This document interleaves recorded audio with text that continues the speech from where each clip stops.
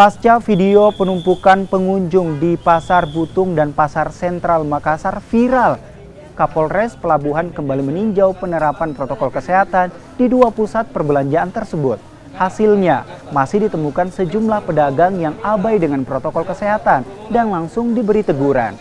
Mengantisipasi kejadian serupa terulang, patroli skala kecil di pusat perbelanjaan rutin dilakukan aparat kepolisian. Ini untuk tempat perbelanjaan termasuk ini sasaran prioritas untuk kita terus mengecek sejauh mana protokol kesehatan diterapkan oleh pelaku usaha dengan pengunjung.